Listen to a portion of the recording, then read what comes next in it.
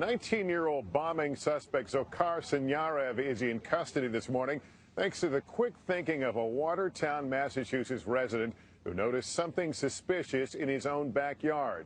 David Henneberry called police after seeing blood. Robert Duffy is his stepson and the family spokesperson. Robert, thanks for being here this morning. Good morning. Good morning, Weston. How are you? Your mom and stepdad live just down the road here. They've got a 20-foot boat wrapped up for the winter in shrink wrap. What did your stepdad notice yesterday? Well, after the in-home ban was lifted, they wanted to get out, get some fresh air. It was a beautiful day yesterday. They went out into the backyard. Mom probably took a position in the chair in the little bit of sun that was available, and David was walking around in the backyard.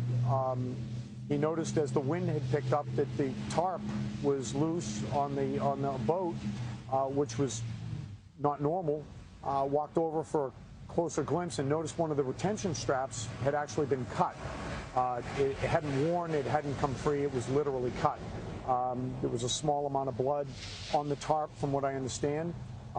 He then took his step ladder that he used to usually inspect the boat. Didn't dawn on him that somebody might be in there. No, one and one hadn't made two at that point. He takes a look. What does he see? He looks inside, just under the tarp, sees a small pool of blood at that point. Again, it was kind of partly sunny yesterday under the tarp of the boat. Couldn't really get a really good view of what he saw, but he saw something hunched down toward the forward of the boat. And his mind instantly did the right thing. He didn't try to be a hero. He didn't yell. He didn't. Went and called police. And did he know that in his mind that was the bomber? At that point, I still don't believe he knew what was really going down. He goes back in the house. Police come. Now, he's in the house when police are surrounding this place. Police are walking up and down the street. The teams, the tactical teams, they were all doing a great job. They had been through the neighborhood all day long, multiple times.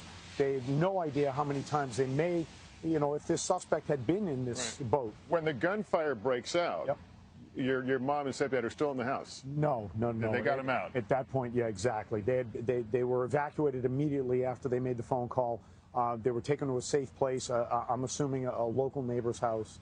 From that point, the residential phone was off the hook, whether it was disconnected or whatnot. Their cell phones were left behind. My sister and I were left in a moment of horror. Are you watching TV at this point? I got a phone call from a friend who said, "Doesn't your mom live on Franklin Street?" I turned around to the television and literally... And there's the house. There's the satellite image of the house. And you're trying to get a hold of them like everybody else at that moment. Horrified. Did they hear the night before the chase? Did they hear all that action? Not at all. Like I had said, I was explaining to you prior to the interview, I called my mother and woke her up at 6:30 in the morning. We had some doctor appointments to attend to at the Mount Auburn Hospital that we knew weren't going to happen.